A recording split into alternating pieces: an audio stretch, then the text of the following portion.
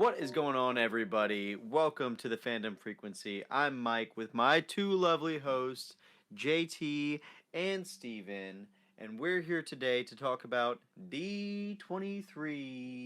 JT, what'd you think? What's going on, everybody? Yeah, D23 was this past weekend, as of this recording. Um, what a spectacular event that we had. If you are following us on all social media, I'm talking Facebook, I'm talking TikTok. That's pretty much all we post on. We were keeping up with it. Instagram. Yeah, somewhat. We're on there. We're on there.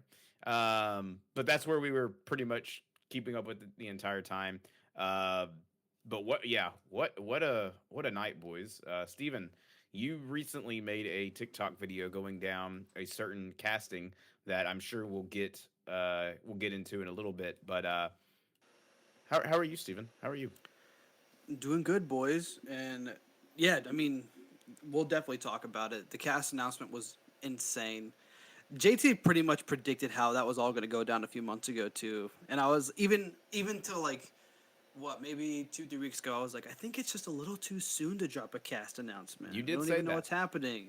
You Like did I say was that. I was gonna die on that cross. But then right as it happened, I was like, I don't care if I'm wrong. This is awesome. I So don't care. It needs to happen. yeah, it's gonna be such a good conversation. But D23 was really fun.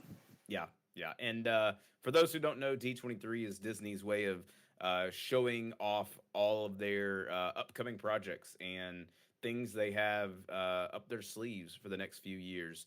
I would say, honestly, out until what, like 2028, Yeah. realistically, is like the latest that they've got. December of 2028, at least. And they did Pixar, Walt Disney Animation, 20th Century Fox, Disney Live Action. They kind of went through the whole thing. I made a video on our TikTok page on Pass the Silver Screen that talks about all of those announcements. So if you're curious about those, check out Pass the Silver Screen on TikTok. You can find that in kind of I don't break it down like all projects, and then that video would have been 2 hours long. But um, it is quite funny that out of D23, the other announcements that they showed, I think all but two are sequels. Yep, I think it's like Ghost Market, Hexed, and then a movie called Clay. I think the rest of them are like all sequels. Mm. Ghost Market looks really good. When I saw the little teaser for that, I was like, I'm in. Can I It looks so can I be fun. completely honest with you, Steven? Yeah. It reminded me of you. That's crazy. I was like, I can easily But I get it I could see. though. I was like, I can see Steven like going on a trip with like a family trip, and then being like, oh, I want to go in here and get some grub, and then all of a sudden, just the food starts chasing him. I was like, that's. Yeah, that's I was like, that's I was crazy. like, can Disney just call you up and just be like, hey, we want you as a voice actor. I would be there. I would totally Like do I would it. be there opening night and every other day if if that happened. That'd have been so sick. Yeah, Ghost Market looks fun. For an original, I'm super stoked when Disney does like I don't want to see scary stuff, but they teeter on that line of Mm-hmm. paranormal. Like Paranorman's a really good movie. I just like a lot of those scary animated kids Yeah. movies. Monster House was really fun. That's probably one of the best ones as a kid. Monster House wasn't Disney, So yeah. though. It wasn't Disney, but it's like those kids animated ghost Yeah. No, movies. I Like loved I Paranorman. love that kind of vibe.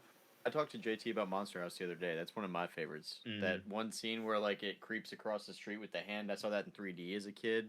Yes. Oh, in That's 3D. fucked up. Oh goodness, I couldn't. Oh yeah, Mm-mm. dude. No thanks. But in this episode, I think we're just gonna stick to the two nerdy subjects that they spoke about, and not gonna lie, felt kind of bad for Star Wars there, guys, because they went last. I mean, they were hitting right after Marvel, which we'll get to. But um, anybody have to say anything about what Star Wars did? Because they dropped the trailer, which was cool, and then that's really it. They didn't really do much. Talked about Starfighter, their upcoming movie with Ryan Gosling and Sean Levy as the director. And then they announced that Mandalorian and Grogu, which didn't do great in the box office or in theaters in general. All three of us have seen it. We've kind of given our thoughts on it a little bit. But Mandalorian and Grogu will hit Disney Plus on September 2nd. So all those who are waiting for streaming, catch it there. But any thoughts, gentlemen? I mean, it was. I think that Star Wars was like so oversaturated for so long Mm. that at this point, like, it's good for them to like take the foot off the pedal for a little bit. I mean, we've gotten video games, we've gotten like TV shows, we've gotten movies. We all know about Rise of Skywalker. We don't even have to talk about it. But like, where, like, quality over quantity, right? Mm.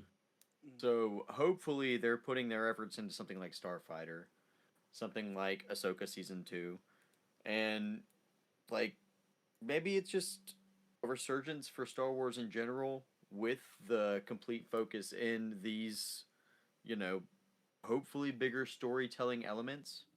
But I guess we'll see what the overarching picture is for it in general because I mean, there's no roadmap it seems like to me. I was legitimately about to say that, Mike, because like where do you go now from Star Wars? You have your linear story from start to finish. We've seen episode 1 all the way into episode 9. Now everything we're getting in is just filling in the spaces and Right. telling stories that we have not heard about or stories that are like, yeah, it happened here but also like adjacent to where the main story is. And I think I think Star Wars has like a double-edged sword when it comes to that because you already know the story. You already know how it's going to end. Okay, now what like how do you fill in these gaps of what happened during this time? What happened during that time? We do know, and they didn't mention anything of it, but we do know as confirmation that Star Wars has 3 upcoming movies. One being In the pipeline. Starfighter, which sounds like it's just gonna be a straight up like pod racing almost, or a racing movie in general. No lightsabers, no force using. And again, this is just me guessing. I have no idea. But they showed exclusive footage, which you can find online. It's not that hard.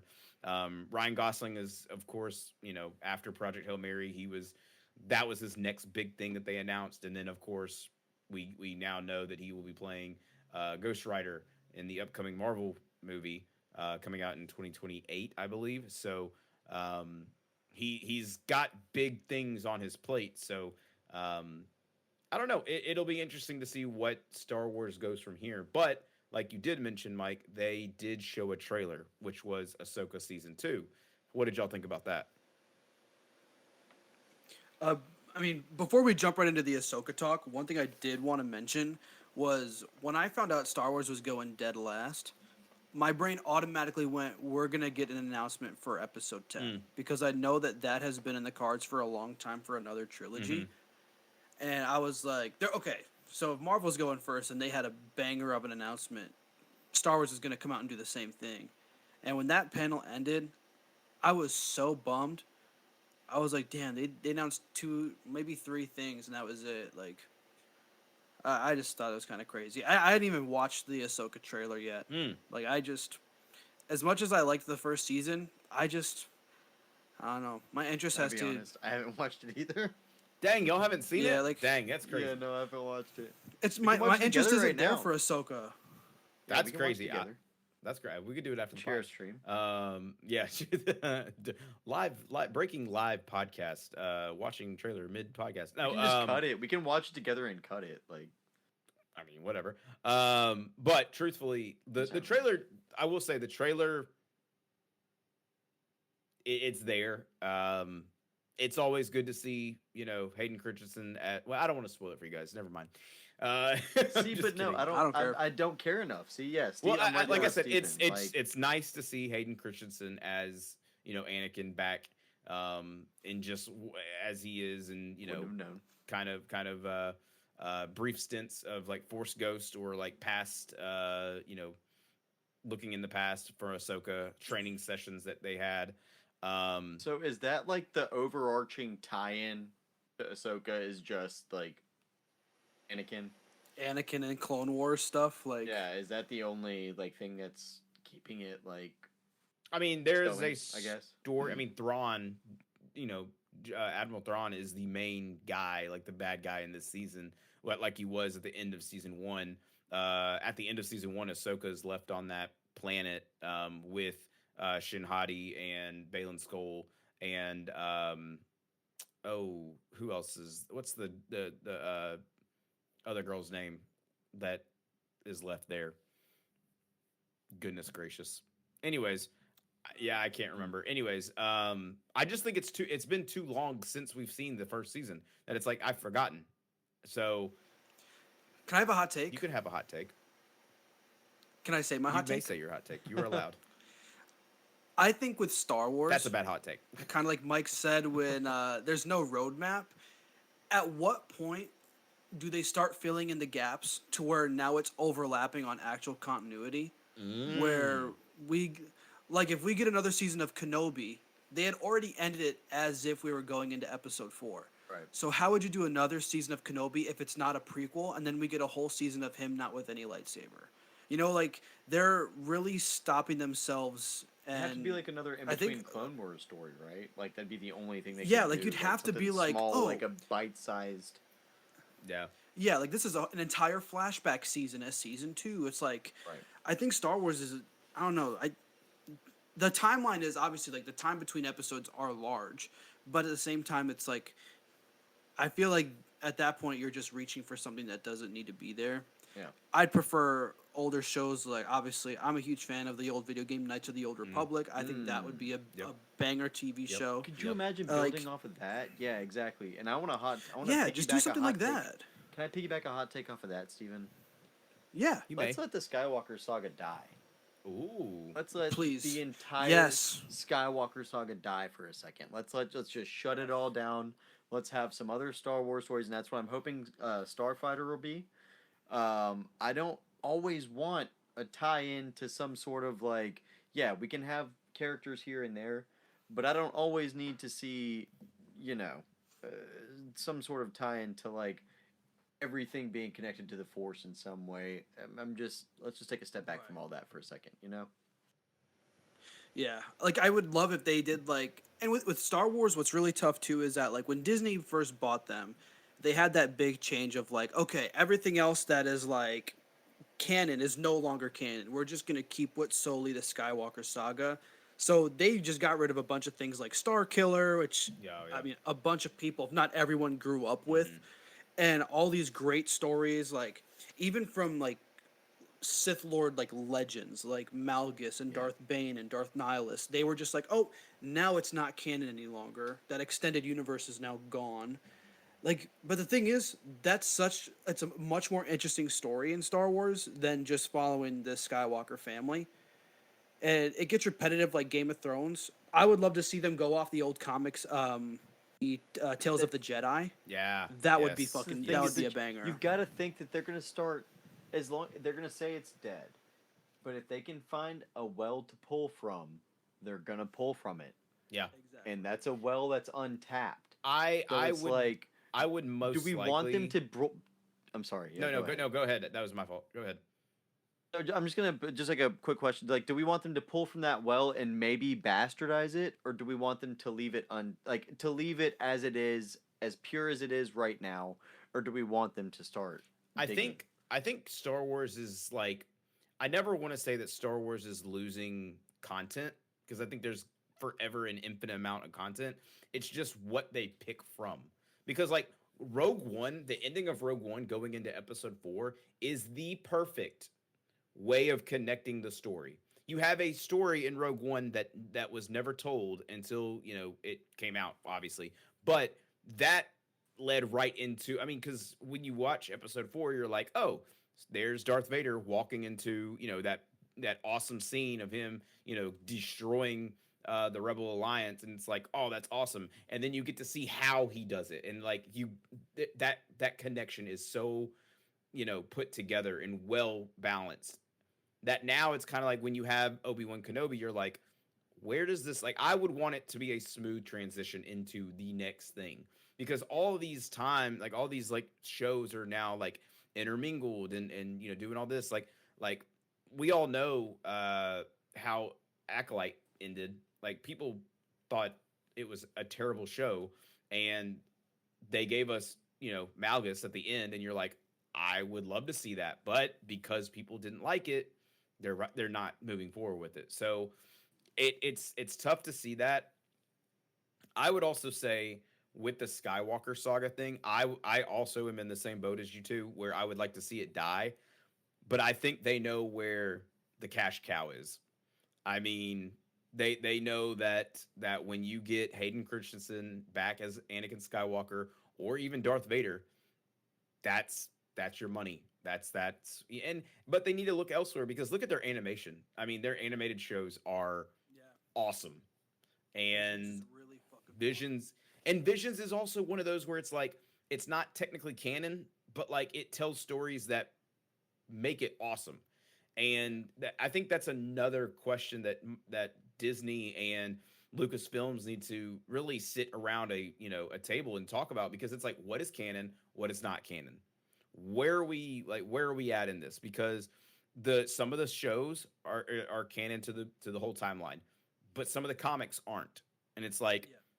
tell us what is what, tell us what we can follow, because that's what people want, is they want something to follow along and know where we're at in this journey. And speaking of that, I do have the kind of description a little bit of Starfighter. It is Ryan Gosling as Cade Umbron.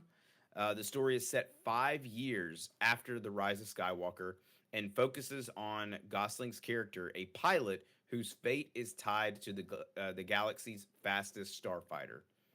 So that's it. That's basically the story. Um, Kind of again, Lucasfilm, Star Wars. It looks like they're going away from the Jedi and the Force and lightsabers, and I think that's really cool. I think that when you go away from what you were like your bread and butter, it could be good. Now, will this movie be good? But here's the thing. I don't know. When you stray too far, you have to come back at some Yes. point. Who's to say that Disney doesn't go, oh man, people loved Starfighter. When we have our new trilogy, since it's also after the Rise of Skywalker, what if we get Gosling in the movie and he can be the next big hero of the trilogy? And then you just ruin something that could be potentially great. Yep. And Yep. and that's what Star Wars does, and that's the thing. It's like, don't get me wrong, I do think that like the 6 movies in the Skywalker saga, like the originals and the prequels, are great movies. They all work together. I'm They're all never right. gonna diss that. Yeah, and it's like you have the sequel trilogy, which I think it didn't have a plan, especially when you in their kind of own switch right. directors. I mean, The Last Jedi is Besides. to me the greatest in that trilogy. But Thank you, Steven. I'm just I'm gonna sorry, say, I haven't gotten to talk my talk on The Last Jedi. Yes, The Last Jedi is great. I'm right with Steven in that. thank you. Love it. I am just, I'm the biggest defender of that movie. I think it's the Jaded best movie Luke. in the entire trilogy. Why would he Yup, not be? exactly. Why would he not? Who wouldn't be that way? Like, Thank you. come on, dude. Like, you have spent your entire life trying to build up something, and you fail, and it's all your fault. Yeah, you're gonna delve in and be depressed and not want to do anything anymore. We could do a whole Holy episode. crap! Sorry, Yeah, let's I'm gonna not. get so mad. Anyway, I'm right anyways, there with you. so- I'm right there with you. Star Wars is just one of those stories that it can't help itself but be like, do you remember what we once were? And I think Exactly. that's what hurts the Remember stories berries. a lot. Yeah. Yeah, it's like Starfighter could be a great thing on its own, but I know it's gonna swing back in. So Yeah, it's also one of those things to where it's like, yeah, I agree, Steven. Depending on how well Starfighter does. Do they? I mean, look, if you all remember years ago, they ditched Squadron Supreme because people didn't want it to be a TIE fighter, starfighter, not starfighter, but like a TIE fighter pod racing. Like they didn't want to be like Fast and Furious Star Wars edition. Like they didn't want that. People never wanted yeah. that. So One more thing, quick. Who's to say that in the new trilogy? Because I know Starfighter is gonna do well. I'm booking it already. Like people will flood to the theaters to see anything Ryan Gosling related. Who's to say? And let someone bookmark this and come back when episode 10 comes out for Star Please do. Wars. that this Cade Umbron character is going to be a distant friend or relative of Poe Dameron, the other person that he knew was the greatest starfighter in the galaxy. Can I like, make a theory? Let me pose one. Hit me. Cal Kestis. Dude. Cade Umbron and Cal Kestis are related in some way, and They're that way brothers Cameron or Monaghan cousins. comes into it, and we're all bringing it in. See, I could see Disney doing that. Come here, BD1. It's just, Come here. it's just like, Come here. I will Come say, here. the Come last, here. like the, yeah, BD1. Yeah, dude, that's just so much merchandise opportunity. Like, what? Yeah, like, I don't know. I think like those games are perfect in their own right too. Like, I think me too. that's a I love story them that so definitely much. should see the live action light of day treatment. Because Cameron Monaghan is a fantastic actor, and So good. Cal Kestis is also just such an intriguing protagonist. Like, he deals with so much that like he really has to like think about his own feelings and his own relationships. It's just perfect. Like, Star Wars, as much as I clown on some of the ideas for the sequel trilogy, they do have some banger projects that come See? out in between from time to time. I feel like Steven and I relate to a lot in the Star Wars universe. JT also too as well, because you grew up, JT, in the prequel era. Like, you literally grew up in the hype of the prequel era. You're a couple years older than us, I'm not gonna lie.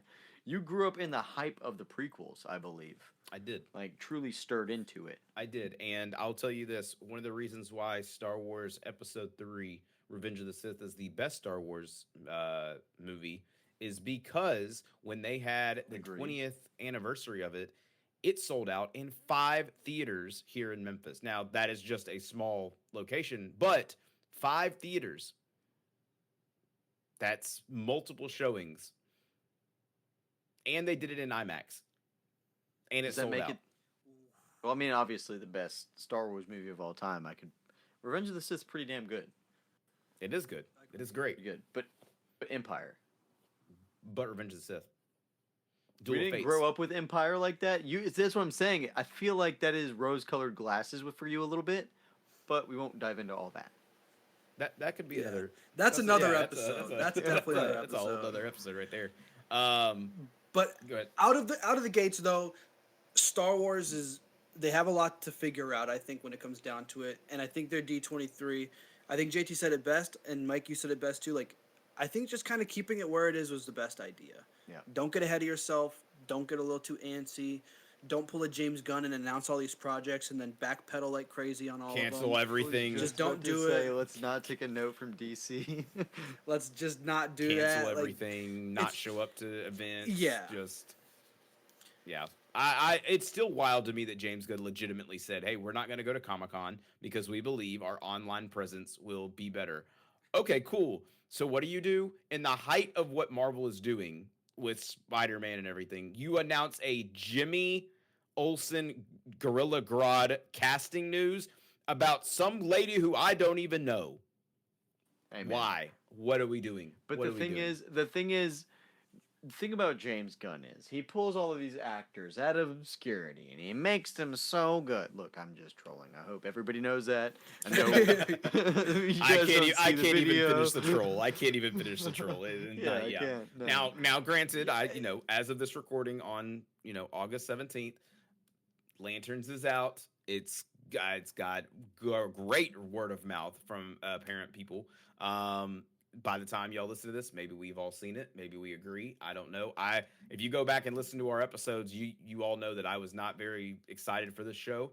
We'll see. Have y'all watched it? Not yet. As of this recording, Okay. no.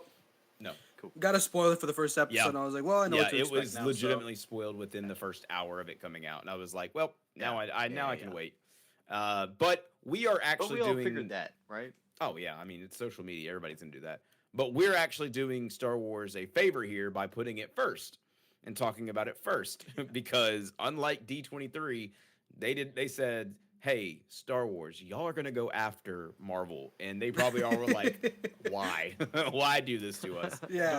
I would love to see a before and after picture of the audience for Marvel, and then the audience be like right before Star Wars. I would love to see the comparison, because what Marvel did, again, they are legitimately they've been in the kitchen cooking since Fantastic Four.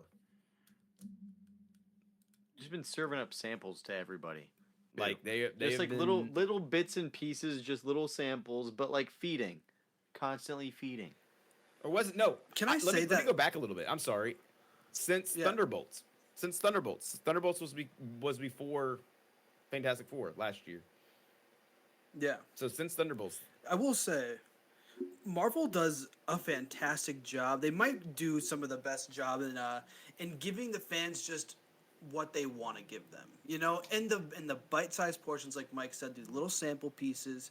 They don't do too much, where they're like, oh, here's the. I think the most recent teaser for Doomsday is probably the best teaser we've gotten so far, and I think Marvel does a good job at being like. I'm not gonna say they don't believe in their product or anything, but they dropped the first trailer, get everybody hyped, the solo trailers and whatnot. But this most recent one, I could live off this till the movie actually comes out. I don't think I need another new trailer. Nothing. I've Yeah. sat there. Look, I'm gonna spoil it just a little bit. I'm sorry, JT. I'm gonna spoil it just a little bit. Hearing Doom's voice, I sat there. I rewound it probably about like 12 times, just in like the little bit that I heard alone. I just sat there and kept pressing back and listening to it again. It's just, oh god, it's so good. It is perfect. And I've said that to Hannah too. I was just like I have no idea how many times I've listened to the dialogue just to like hear how great of a voice he is. Like he's like you're unable to deter, and like that accent, it just like itches my brain. And the whole like hell answers to me for I am Doom. And you can hear the guys. RDJ in there too. That's what I love. Like, you can hear it. You can Yeah. hear it. Oh. It is just like I'm sitting there naked, barbecue on my titties, like just so amped. video or didn't happen. With how She just said- great that Mackenzie said was. she just whispered barbecue sauce on my titty. Video order didn't happen. Send it in the group chat. That is Send it in the true. group chat. But no, it's just like that voice is so good and like. And I know a lot of people, like the one that they just gave us was the one that they showed at Comic-Con. Yep.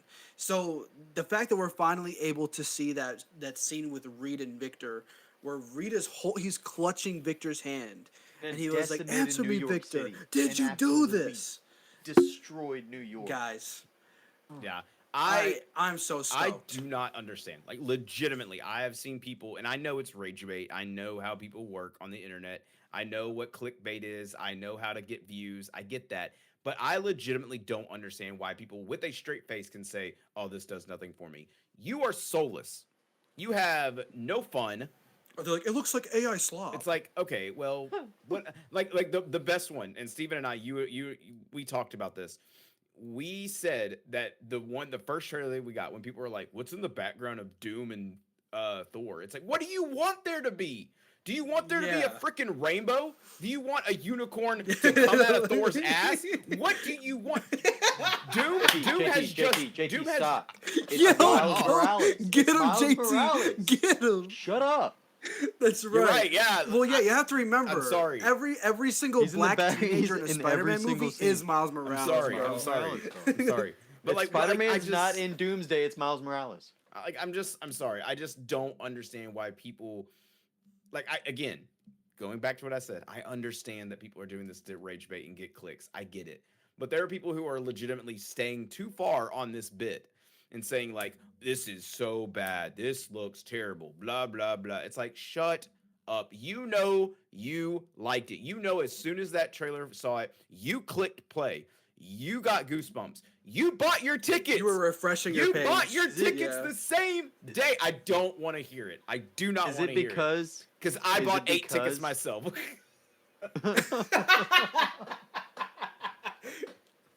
It's I bought the tickets. It's a I know what you sham. mean. Like, and can I tell a quick story about the ticket thing? I told Mike this. Steven, I don't know if I told you this. So, I guess it was the 7th, or no, today's the 17th, 16th, 15th, 14th. Yeah, the 13th, the 9th of the 13th, that Thursday before D23. I was sitting there and I was just scrolling on Twitter, and I see someone, I'm not going to name any names, but I see someone tweet and say, yes, it is true.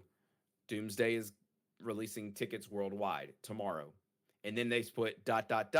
space, you can find them now if you look hard enough. And I said, ooh. So I cracked my little knuckles and I started typing away. And sure enough, I found tickets. I found seats. I found it all, Steven. And I was like, I'm about to get tickets before anyone else. I was like, this is awesome. So I go on there and I'm calling everyone that I know. I'm like, do you want to go with us? Do you want to go with us? I had 8 people that said yes. Um, like obviously we have our group, like me, Mike, Madison, McKenzie, Trevor, Terrell, and then like sprinkle in a few others who were like, yeah, we'll go. Like Senna Josh, like shout out to him. He normally goes with us to these. And and so I'm like, do you want to go? Do you want to go? Like blah blah blah. And the tickets were for 6:35 on the 17th, the December 17th, and I got 8 tickets in my cart, ready to pay. Not going to disclose the price. And we sit there and I press next, I press confirm. It's cycling through, and then it was like, these seats are unavailable. Someone has already taken them. And I was like, so this is real. So I go and I picked 8 other tickets. These tickets are unavailable. And I was like, JT bought 16 tickets that night. Madison texted me, why did we get charged $1,000? No. But like, then I was like, okay, let me actually see. So what did I do? I did what no man would have ever done. I clicked one seat for the very front row of the screen, and it said these tickets are unavailable. So I said, okay, so they are for sale, quote unquote, but you can't actually go through with the purchase. So I didn't get them, but I did get them the next day when they announced that tickets were sold worldwide. And yeah, it wasn't as bad as Spider-Man No Way Home. That had me in shambles for hours because I was in that queue for 2 hours sitting there trying to buy 6 tickets. And finally it popped up, and my group that we were with were scattered because I can only find seats that were, individually or 2 in a row or whatever. So it was insane, but I got my Doomsday ticket. Steven, go ahead and you can go ahead and say, I got my tickets, months ago. Yeah, I got my tickets a few months ago. Yeah, I don't think anything will beat the end game hype of tickets. Like, I remember my dad and I waking up at 5 in the morning, and we're in the line on Fandango's website, and he was like, "Dude, this line says it's got an hour left." I'm like, "Are you kidding me?" Like it was nuts. But no, yeah, thankfully, shout out to Marcus Theaters. They had the tickets on sale early. So when JT texted our group chat, he's like, "Tickets secured." I was like, "Nice, I have mine already." He was just no, you said nice, and then you go, finally. I was like, okay. Yeah, right. that's true. That's Okay. true. That's but true. no, look, D23 showed off the SDCC trailer for Worldwide. I think we all were hyped. It was insane. If you go on our TikTok, somehow Spider-Man and Doom got a hold of the trailer and watched it. So that was interesting. I don't know how they got our login. Doom held back a lot on Spider-Man. I just gotta say, Doom really held back. You could tell that Spider-Man could feel his. Got lucky. Yeah, I think you could feel his. Yeah. You could feel his presence. And Senna Josh even commented and said, "Did he just call him Mr. Doom?" I think Spider-Man would call him Mr. Doom out of just pure fear. I feel like he would be like, and he probably is like. I don't think that Spider-Man. What are you a doctor of? of? Spidey's not in it. He didn't want. Yeah, he's not in it on his own accord. Yeah, exactly. He's he does. He's not in it. But it could be Miles. There could be a random black guy walk around, and someone's gonna be like, "That is Miles." true. That's him. That is him. Obviously, every African American that walks around in that movie is gonna be Miles. Apparently. Or if we get Robert Downey Jr. back in blackface, we could cast him as Dude. Miles Morales in a different universe. Tropic Just Thunder. imagine Tropic Thunder. if we got Dude, I'm a dude who played another dude that played another dude. dude disguised as a dude. You don't even know what dude you are. That'd be so amazing. Anyways. Kurt Lazarus. That's what I'm about to say. Kurt Yeah. Lazarus. Yeah. Hey, and Tobey Maguire's in that movie too, so it all connects. Hey. It all connects. And That's TV true. Best Kiss Award winner, Tobey Maguire. Yeah. Jesus Christ. Anyways, so Doomsday trailer was awesome, but before the Doomsday trailer, they did show us another trailer that we have not seen, that no one has seen, and that was for Vision Quest. And this is the end of the trilogy of the Wanda, Vision, Agatha all along, now Vision Quest. It's all a trilogy that is being told through the eyes of this quote unquote family. Um, I'm really excited for it. It feels awesome. Like the trailer feels like it's a mix between WandaVision and Agatha all along. It's like a combined. And a little bit of mixture of Loki in there with that set design. Very clean and vibrant colors. Yes, It yep. was gorgeous. Hot take, I think this is going to be like top 3 MCU shows. You know what it Ooh. is? I think You know what it's- it is? Can I say what the Loki design is? Very Jack Kirby. Yeah. Is what it is. That 70s Marvel, like beautiful, The retro hard line work. futuristic. Yep. Because what it is Yep. essentially, the So show is Vision in his, like, he's kind of projecting himself doing work in in Ireland. It almost feels like, because at the beginning you hear the bartender say himself. like, you've been here before, but you were with a different woman, you were with that redhead, and you see on the trailer where it says W and V with a heart around it. So they've been there. He's kind of going back, because at the end of WandaVision, he gets Vision and White Vision have a duel. Vision puts all of his memories basically, or remembers. Oh, go ahead. Can we just say, the lead up into that, JT, you don't give it enough credit, I fear. The Ship of Theseus talk. well, yes, when he's I know talking to that. Vision, Okay. that is like top 3 Yes. writing moments in Marvel. Absolutely. I remember when I'm sitting there watching, I'm like, dude, oh my god, that makes so much sense. And if you Yeah. know It's like- if you know that, like, that theory or that idea, it is essentially, if you have a boat and you strip it down into the last board and then you rebuild it, is it the same boat?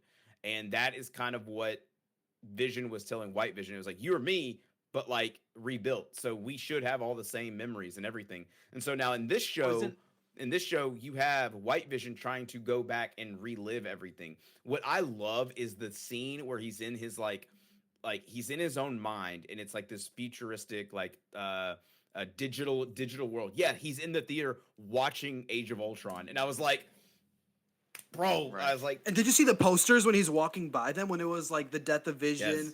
Dude, Yeah. that was so cool. I was like, okay, this Isn't- show is so good. Go ahead, Mike. Isn't James Spader's Ultron kind of a manifestation of everything that Vision was before he lost his memory, though?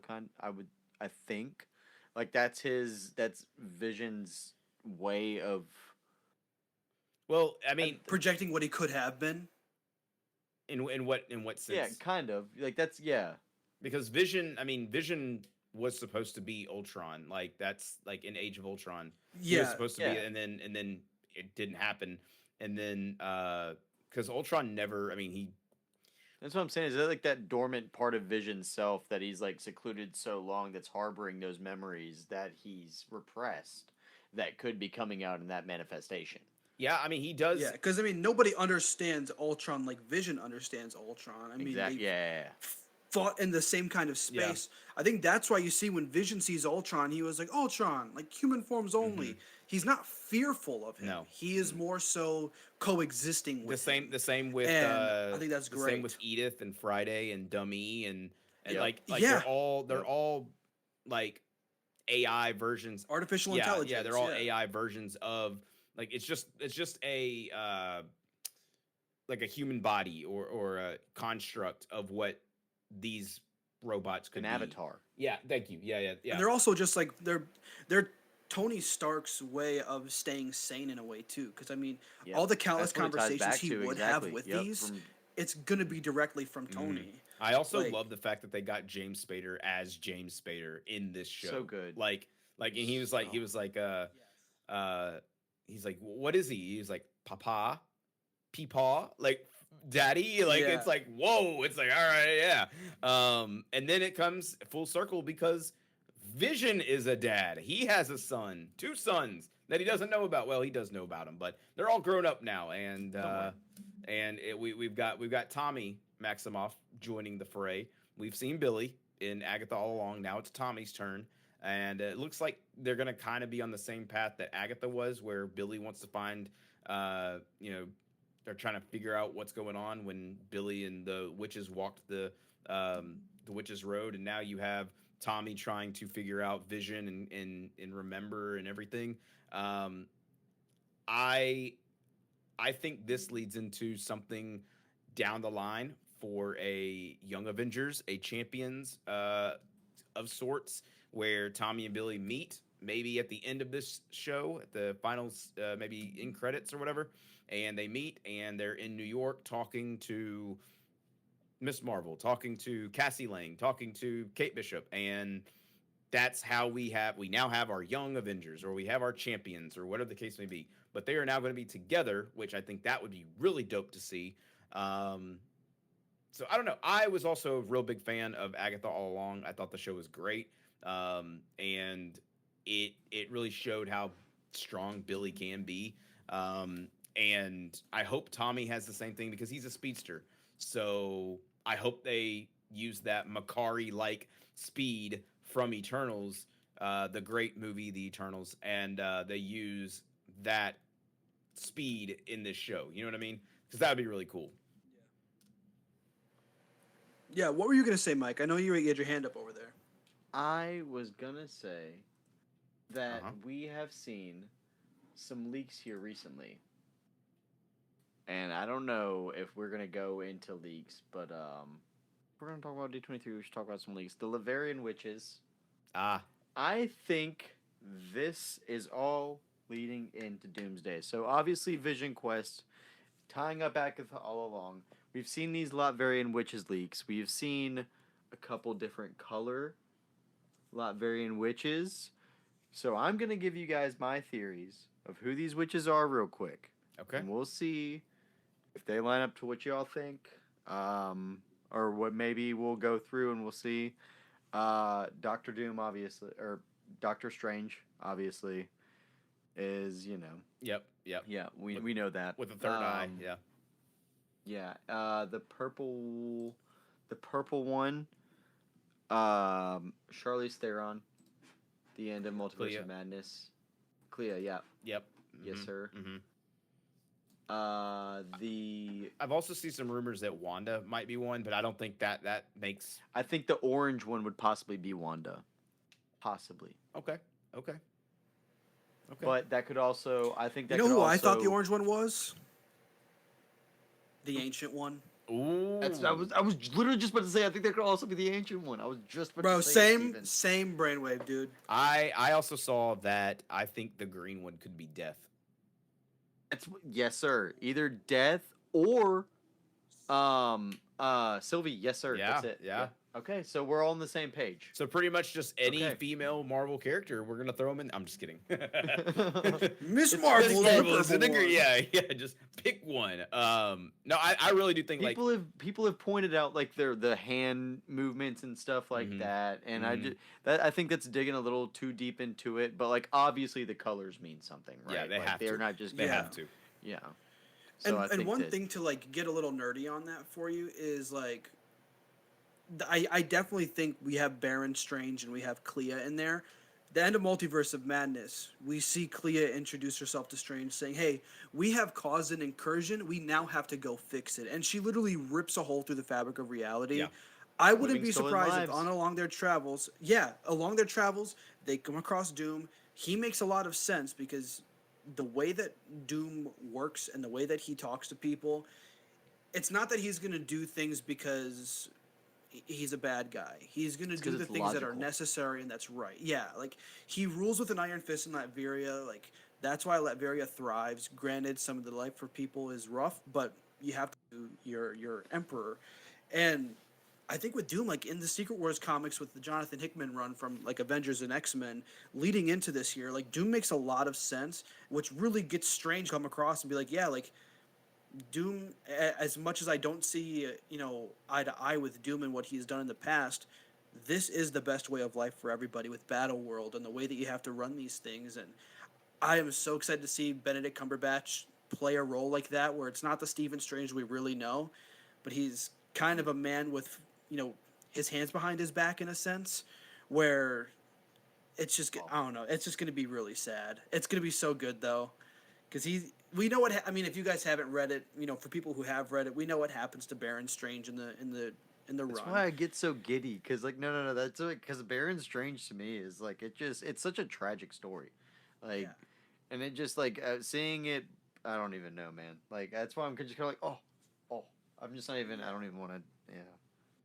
It's gonna be It, so good. it also gets to the point too. It's like this this is what, and I maybe it's a hot take. I think this is what makes Marvel better than DC in a sense, because you can nerd out to this like no other. With DC, it's kind of like, all right, what's next? Like you can't really, you know what I mean? Like I mean, I know it's because of interest, right? Like I like Marvel more than DC, but I don't see myself going like if I watch Lanterns tonight and I'm like that is connected to that and going like there's no interconnection with it. And obviously DC is new, like it's a new world and everything. But with Marvel, it's like you can go back and you could be like, you know, I wonder what this person's doing. Oh my God, they showed up in this. Like again, we go back to the Clea and Doctor Strange thing. I love that theory that you just said, Steven, of her opening up, going to the dark dimension to see about like the incursion, and then Doom being there and being like acting like he's a good guy trying to stop it all. They side with him, and then all of a sudden it like Doom is gonna do it's his best. Like us as fans, we know that Doom is the bad guy. It's Doomsday. We've seen it. Like we know who Doom is. But to these characters, to Steve Rogers, to Thor, to Captain America, Falcon, I mean, you name it, they don't know this guy. So they're like, oh yeah, he's cool. Yeah, he's trying to help us. And then all of a sudden it's like, oh my God, no, he's not. And the tables get flipped, and shit hits the ceiling, and it's like, okay, what is going on? And that's what I love about it. That's what I get so giddy about it as well. He's vindictive. And Yeah. and you see that in the trailer. Yeah. Yeah. Like the one thing that works so well with Sue like people Storm, talking about like- yeah, exactly. Like they're like, oh, we didn't have any build up to Doctor Doom. Up until like Fantastic Four comes out, Victor is, and what I'm interpreting it from Sue's dialogue, was like a pretty decent person up until that point. Like Fantastic Four, we got the Latveria, the empty chair when yeah. they did the whole council thing at the Future Foundation. Like when Sue Storm is breaking down in tears saying like he used to be a good soul, like a good person. I didn't know he was broken. That makes me feel like that Victor up until that point was kind of like following their lead, and then whatever happened with the incursions because of Steve or whoever, like that really breaks this guy, and he just flips the script. It's so good. Yeah, that's what stood out to me the most was that you're living stolen lives. That Yeah. line is just like Yeah. because I mean, all of it happened because they meddled with stuff. Yep. And it's like let's set it. They like all Doom. I think that's the whole crux of it. Is all Doom is quote unquote trying to do is set it right. Yep. To get his family back. Yep. So if he can set everything quote unquote right to him, which is just destroying everything that we know, he's getting his family back, right? Like I think that's the only thing that he's locked in on, and there's He's nothing zeroed that's in, gonna yeah. stop him. I think we discussed it a little bit, maybe on this podcast, or I was in conversation like off of podcast. But I do love the fact that mural that he's standing next to and that we've seen the poster of is not his family. Well, technically it is family, but that is his mom and him when they were younger. I love the idea because Steven, you know Doom as well as anybody that I know. How close are Doom and his mom? I mean, that's his life. I mean, he that is literally, he saw her ripped away from and him. I think like, that's what this guy is tortured. That's what we see in Doomsday. I think that's what, like, we may not see it on film or on screen, but I think they're gonna mention that because of an incursion or because of something happened, his mom gets killed, and now he is on a tear. He may be all green, but he sees red, and he needs to, he needs to get it out. Like, he made a deal with Mephisto to bring his mom back, and it wasn't even for a long time. Yeah. Like, and all the people that he killed and sacrificed just to see her and hug her again, and that was the only kind of moment he got with her. People don't realize what Doom will go through to make sure that they are back in his life for good. because I love the fact that people have been like, again, nerding out to these photos, just photos and trailers and breaking it down scene by scene. And someone said, why would Doom have a photo of his wife and his son without him in there? That makes so much sense. It's like, yeah, like if it's a family portrait, it's gonna like Doom is gonna be in there with him. But having his mom hold him as a child, like, yeah, like protecting him. Yeah. And then it's like, yeah, that makes perfect sense. Now it's understandable why Doom is such like enraged with everything that's happened and like going after people because they That's again what the Russo brothers. I think. I'm sorry. I don't want to. No, go ahead. JT. Go ahead. I just said it. Go ahead. The Russo brothers understand the characters, I think, so well, and that's what you have. All these people, like all these. I think that after this long, all of these people that have played these characters for so long understand them to a T. Yep. So it's like, what are their motivations? What are we doing here? So even if the Russo brothers are like, hey, let's do this, somebody can be like, I don't think they would do that. Like, I think that it's all like a coordinated effort to be like, let's give the fans what they want to see. And we've said it before, the toy box, the sandbox, we're literally just throwing these people that we want to see and bashing them together on screen. Like, that's what we want. Yeah. You know? Why are we trying to pick apart, like, total... I know that, like, obviously we're going to pick apart their motivations. That's what we do. But, like, at the end of the day, I just want to see them hit each other. You know? Like, that's all I give a damn about. What's crazy to me is I don't know. I'm not in the planning process of Marvel. I don't know what their plan is X amount of years in ahead. But if they had planned... Think about this. If Secret Wars was going to be an idea for them to do, they have already in place because of years ago in the making, because of a Fox universe with the X-Men, because of a new Fantastic Four universe and the 616, there's your battle world. Put them three together, there's your battle world. There's your Secret Wars. It makes so much sense for this movie to start, because I have been on this train for the longest time of Doom wins at the end of Doomsday, and he puts together Battleworld. And it is because of the Fox universe, it is because of Fantastic Four's universe, and it's because of the 616. It is those three universes coming together. He forms Battleworld, and then Secret Wars jumps in. They now have to fight against, like, maybe people are teaming up with Doom. Maybe it's like, we've all read Secret Wars. We all know how that ends. But, like, once Secret War ends, Doom is either captured or he's defeated or whatever the case may be. You lead into a new beginning on the same world. No multiverse, no branching off, none of this. That's what I think Marvel solidified that. They've been like, we're just closing the multiverse off at this point. After Secret Wars, we're just locking it down. Because the multiverse is, while it's a lovely and fantastic idea, something that I in real life believe about, like we've talked about this off podcast. Right, we've talked about that. The multiverse is so dynamic and so much that, yeah, it can get a little bogged down when you have so many projects in one quote unquote saga. So this next saga is the Mutant Saga, which we'll get into here in a minute. There's your new world. There's your new timeline, your new world where these characters are continuing the path of the MCU in Earth 616 or whatever they're going to call it now. And you're moving forward, and it's like, no more multiverse, no more of this. Here is moving forward. Like, it kills off, it does a good way of killing off the Fox universe, and it does a good job of, having the Fantastic Four now coming to the main timeline.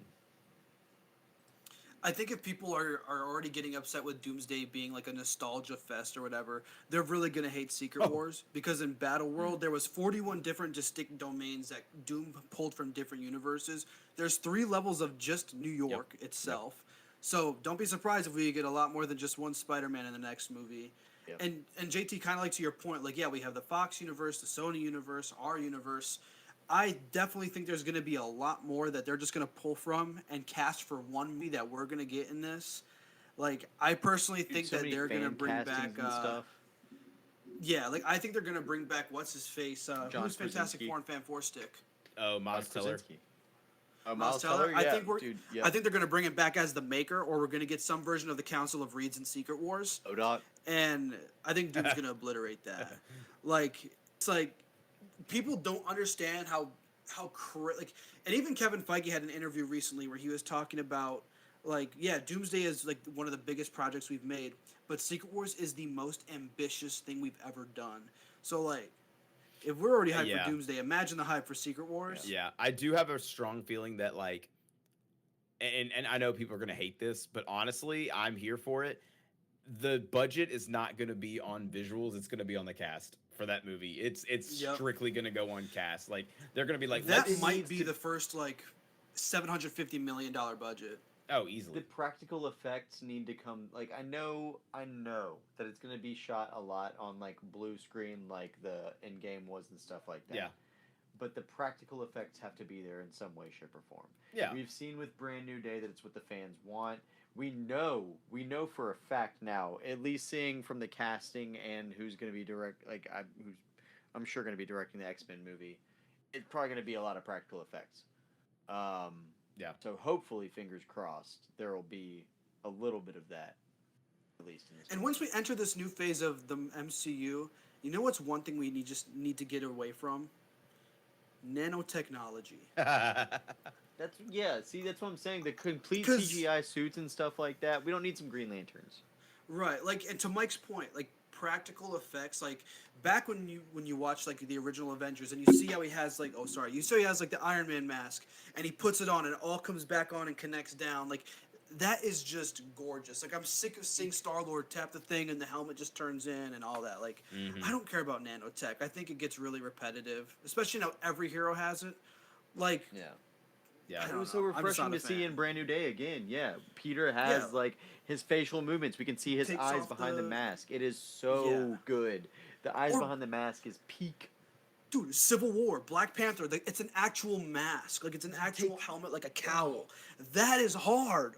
We don't need to It's a- have it where it just goes in nanotech. Like, I don't need that. And I think that's one of the really cool things about X-Men 2 coming up soon when we talk about it, is that like not a lot of them have full face masks either. They're all just like, you We're know gonna what, see we're this here, cast. we're mutants. Like, yeah, exactly. You know, like they may have, again, Cyclops has something over his eyes, but like they're all just like, yo, we're us. Yeah. Yeah, even then, it's going to be red glasses when it's not the ruby visor. Exactly. Exactly. Yeah. Yeah. But yeah. now that we talked about Yeah. the X-Men, we should probably jump into the X-Men because segue. we could talk Yeah. Doomsday all day. For real though. So, I mean, the panel opens up. We have Sadie Sink come out with Kevin Feige. Obviously, if you haven't seen Spider-Man, she is Jean Grey. And JT and I don't want to say that Marvel was listening to us, but we literally had a conversation on how we would like the cast to be announced. And it almost went verbatim how we talked about it. Because we were like, that'd be cool if Sadie came out and she was like, well, we got to see some of the family, right? She comes out and goes, well, we got to see some of the cast, right? I'm like, dude. Yeah. Oh my god! And what did you guys think of the cast announcements? Like when you are refreshing Twitter and you're seeing these names come out, how many were you like surprised about, or how many? Because we got like 3 confirmations before Yeah. Yeah. D23 of a few of them. Yeah. I think. So what were some of your thoughts on it? I mean, like you just said, Stephen. We had, we had the confirmations of Sadie Sink, Samara Weaving, and Kit Connor. Deadline and Brand New Day, they all said, I don't want to say spoil it, but they, whatever. It was teased. Yeah, it was, yeah.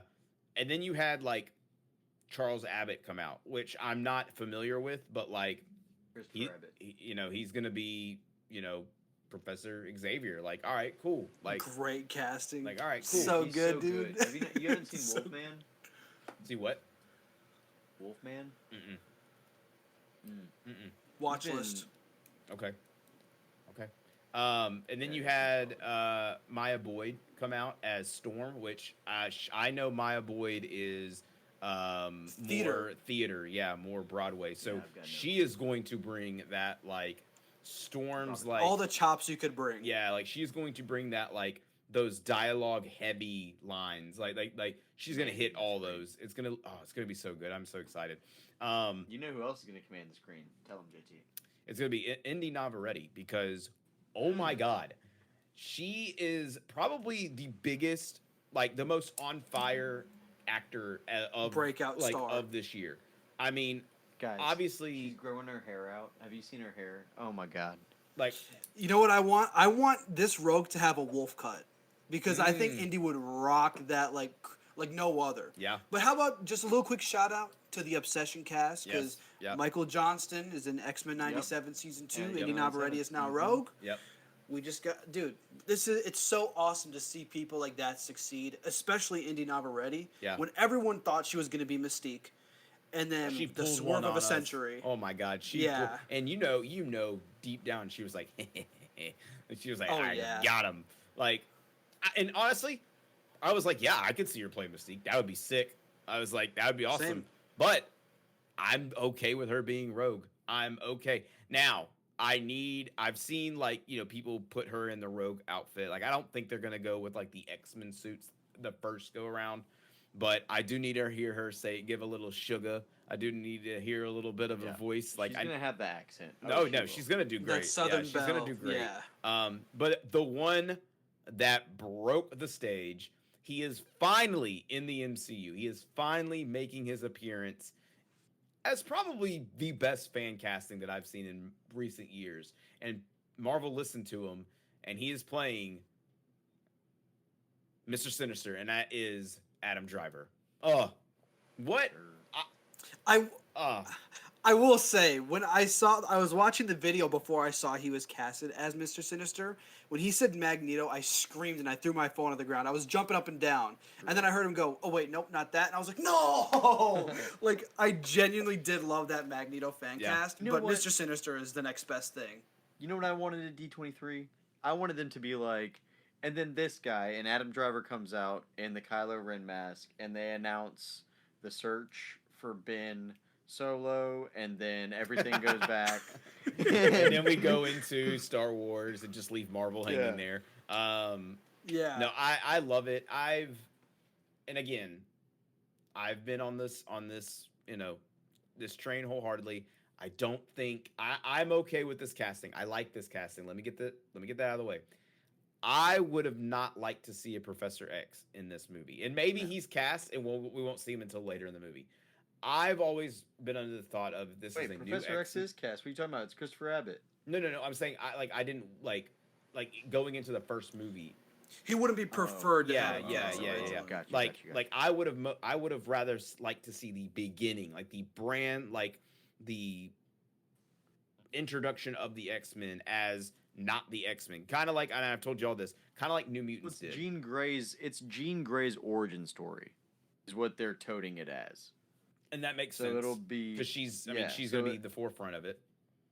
Yeah, so I guess I'm sure Christopher Abbott will play some part in like finding her, Mhm. and that'll be forming this mutant group. So hopefully it'll be like it won't be too much into like the whole Mystique, Professor Xavier, like that we know we've Yeah. seen that story done. Yeah. Yeah. Hopefully it'll be a Jean Grey story with Professor X involved later on in some way. Is Because- what I want. And then more prominent at the Yeah, end. because like Yeah, in exactly. X3, I do love Christopher Abbott though. He's in great. X3 The Last Stand, we see that where Professor X and Magneto go to a very young Jean Grey's house, and that's where she kills Charles, right? Like, it's like, whoa. It's like, hold on a second. It's like, what are we doing? Like,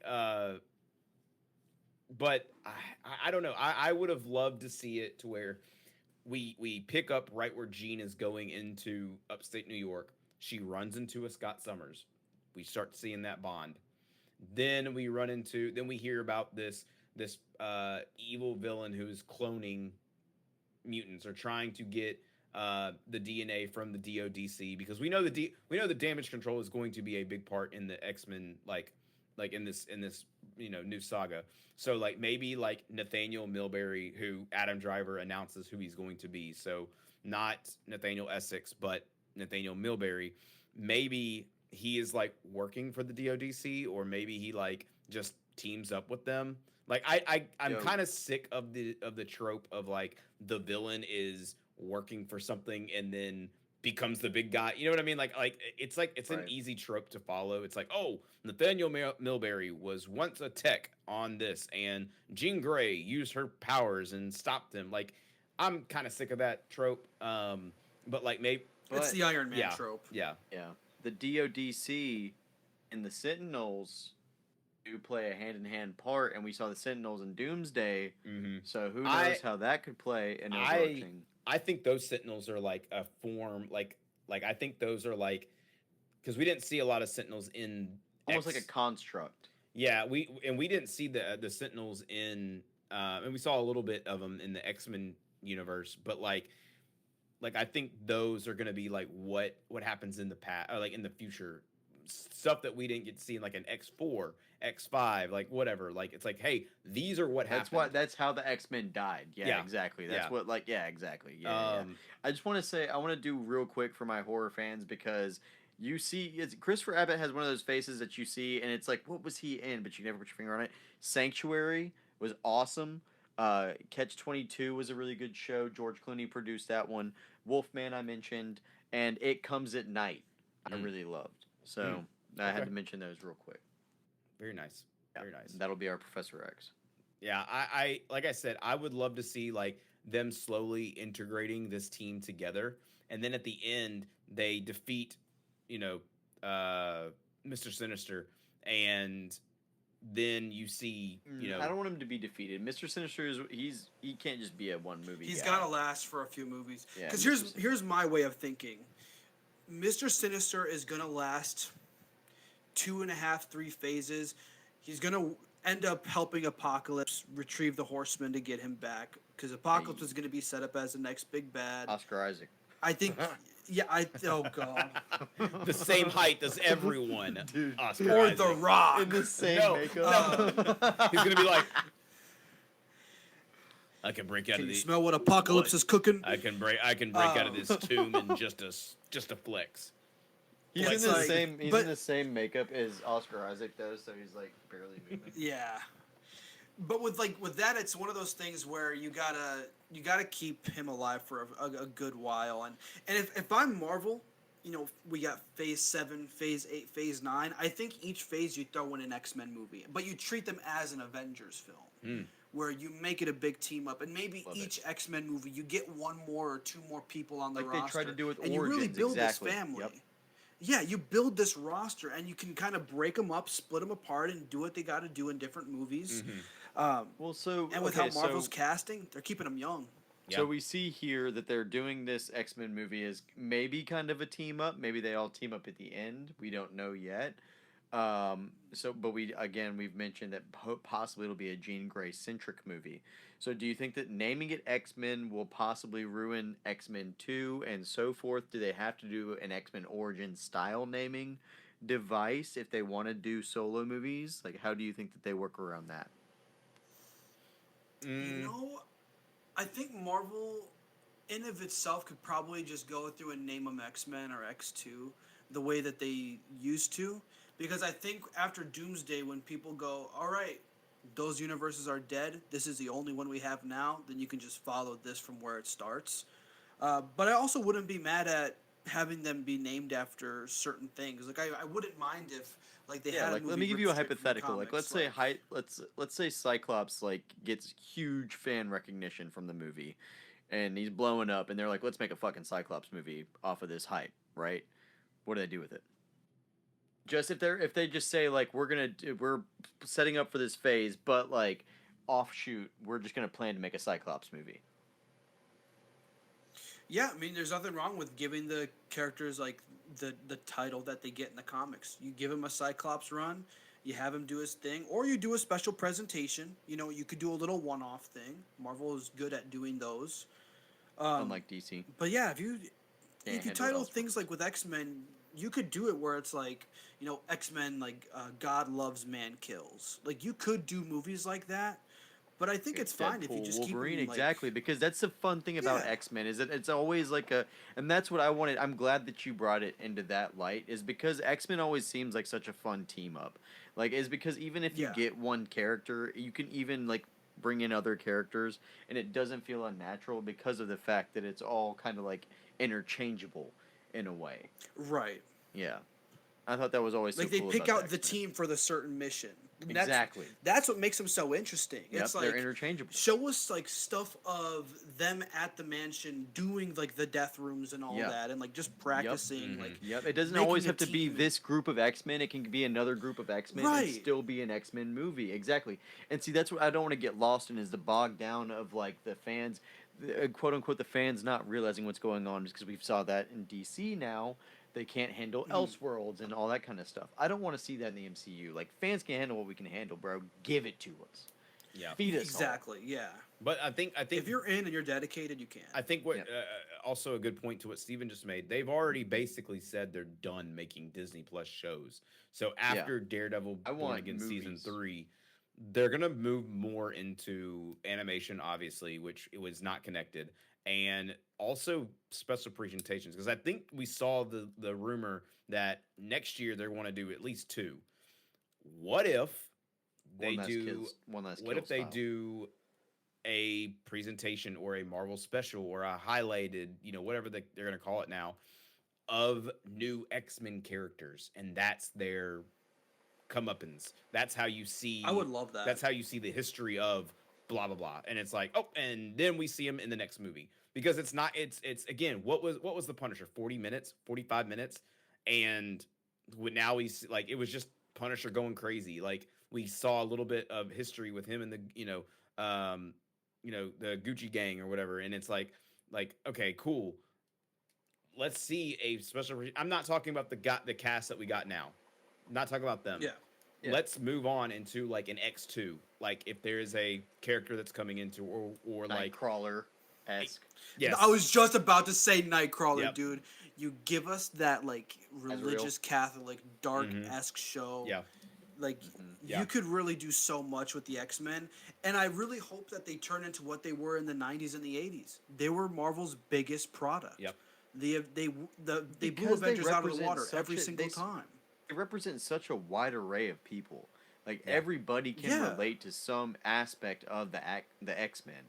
I think that's so cool. Like the Avengers, we love the Avengers, but they're a little one note, like they are like Yeah. I'm this, I'm that, I'm this, I'm that. But the X-Men is just it's almost endless, dude. Like you look Yeah. at who's Forge. What are we talking about? Like Yeah. you can just pull an X-Men out of your butt, but like Forge Yeah. from the Forge, you know? Bishop, Armor, like Yeah, exactly. dude, it's just Yeah. it's all these, I do but there- think. but Go ahead. everyone has that one X-Men though that is so weird Near and dear to not them. popular that it's just like it works. And Like, and I would love to see Dupe. See, yeah, you guys are just I would love to see like eventually down the line, maybe like a phase 7 or a phase 8. I would love to see once we establish this X-Men team, like the official team, the official roster, where it's not like one-off characters here and there, and not like the the Brotherhood of Mutants or whatever. I would love to see eventually X-Men versus the Avengers. I would. I I'd think like you to have see to. Marvel I would love versus to see that. Capcom. Well, okay. How about that? Catch me outside. How about that? I mean, that's fine. You could do that too. You can wish Bring for it that. And you could set do up that. such a good Avengers X-Men team where like you could really make it to where like let's say you keep this whole new Avengers thing rolling. Or you even make like the Dark Avengers. Like you get Bullseye coming in there as Hawkeye. Like you could really Oh, God. turn this whole Avengers team upside on its head. Like I don't know. I think the future is so bright Colin now that you Farrell's introduce the Bullseye as X-Men. Hawkeye. Yeah. No, and, I think eventually, like, I think the way that you go into that, now hear me out. I'm just like, I'm spitballing a little bit. No. Is the way that you get an X-Men versus Avengers movie is in one of the X-Men movies, Jean Grey goes crazy and she turns into Dark Phoenix. Dark Phoenix is starting to, have a tear on different cities, and the X-Men cannot control her, and they're trying so hard. And the Avengers like, all right, if y'all can't control her, we're gonna swoop in and do what we got to do. We're We gonna have a Hulk you Ghost out. Rider. big potato stuff. We have Got a a Ghost we have a Rider, we got Ghost a Rider. Hulk. We have a Black Panther. We have, we have all these new characters, whoever they're gonna introduce, whatever. And then the X-Men are like, no, she's our team. We got this. And they're like, no, you don't have this. And then boom, you have your big battle, and Jean Grey is like the kind of like the Sentry of now, where it's like either she's Bob or she's the Void. You know what I mean? It's one of the two, and the entire movie she's going crazy. And then like because I think you can have a world, you can have an MCU world where both of those exist, where both X-Men and Avengers exist, and maybe an Apocalypse is or see I don't know Apocalypse to me feels more like a X-Men villain than a Avengers villain, but He is, but you introduce him in Wakanda because Wakanda is an ancient yep, civilization, yep. and they're digging around and they find these scrolls and scribes, and they see that there's I was about to something say, it bigger has than to them start that they've with been the hiding. Avengers, exactly. Yeah. Yep. Yeah. Yeah, gotta start with the Avengers. Yeah, and then maybe he like goes crazy and maybe you have them team up against Apocalypse. They defeat Apocalypse and then they go their separate ways and then they fight each other. Kind of like okay, we're all wrestling fans. Kind of like a wrestling faction. Kind of like a tag team. You have Hey, man. you have one team, who is not technically a heel but does heelish things to save or to think what they're doing is It's not right. even about the belt. It's just about morals. Exactly. And maybe Yeah. maybe the Avengers think the best thing to do is take out this Dark Phoenix. And Just like- X-Men's like, no, she's Just family. like Baron Strange. I'm saying, look, there's a lot of possibilities. We can go through a million of these. But D23 again, wrapping up here, ending with something that we know is going to be a big hit because X-Men is always going to make money. And Steven, you nailed it right on the head. They're going with young actors. I was going to say younger because the only reason I don't think Mr. Sinister is lasting long with the X-Men is because I just don't see Adam Driver. I don't see Adam Driver lasting that long in the MCU because of other projects he wants to do. And B, I don't see them paying that bill. Like I don't see them paying that because I don't think any of these Sadie Sink, Kit Connor, I don't think they're making like that much money. I think he commands 2 to 3 movies. I think because they've announced him as Nathan Milbury and Mr. Sinister. I think he becomes Mr. Sinister at the end of the movie. So we see, like Steven said, a 2.5 to possibly 3 movie arc. So I think he's locked in for at least 2 movies. And we can't sure. go with it y'all remember when RDJ was signed, and then all of a sudden his contract came out. And it was like RDJ is signed on for 10 movies. Marvel doesn't do that anymore. Right. They go with how good was your movie? Oh, it broke box office records. All right, you're in the next one. All right, you're let's get you on this one. The X-Men's gonna make money. They contractually do their they now I don't think anything is beating Spider-Man. I just say that. Spider-Man. I don't know, the X-Men. I feel like the X-Men could do it. To me. Will it break 2 billion? It just brings in, dude, think about Kitty Pryde. Think about the people that that are drawing in the obscure X-Men that we're not even talking about right here. That Magic and stuff like that. People that love those characters that don't even care to see them here are gonna go see this movie just to see them down the line. That's what I'm saying. I feel like this could rival something like Spider-Man in popularity. Well, no, I'm sorry. I was just talking about in one movie, a box office in one movie. I don't know if the X-Men could bring in $2 billion in 2 weeks at the box office. I would love to be wrong. I would love to sit here and eat crow. I just don't especially with how the fan base and how how people are going to feel after Secret Wars, depending on how these 2 movies go. I've already seen people who are upset about this casting. And it's y'all get over it. Again, it's this is a great casting. But again, Spider-Man is $2 billion in the box office as of today. So that's incredible. And speaking on that, we can end it here. Doomsday has already beaten pre-sales for Spider-Man. It's just insane. And can we throw one more thing in there? Maya Boyd as Storm is probably going to appear in 2 movies. Yep. With X-Men and Black Panther 3. Yep. So we're going to get a whole lot of Storm, I think. It's going to be great. One thing I really love about this, and I'm sorry, I keep on saying we're going to cut off, is they're kind of going the route we just talked about, though. Think about that. They are going the route of having those connections with outside X-Men. Black Panther and Wakanda, Spider-Man and Jean Grey are now good friends. Like Spider-Man's going to help them throughout throughout their time. There could be an infinite amount of other people connected with other, like maybe we see Hank McCoy like as a scientist with Reed Richards. Yeah. Like me That's that. what's so Like, beautiful about this because what did we talk? What have we talked about, dude? Like just us grabbing our action figures and taking Yep. them and being, I want this guy with this guy, and I want them to play. That's what we want to see, man. Like, There's literally nothing wrong with that either. No. no, Like, not at all. That's what we want. Give Yeah. it to us. that is what exactly, to your point, Mike. When I was growing up in these early 2000 movies with the Fantastic Four, with Blade. What's his name? Chris Ghost Evans Rider. as Johnny Storm. With Ghost Rider, Nicolas Cage, with Tobey Maguire's Spider-Man, with X-Men. I wanted to see them together.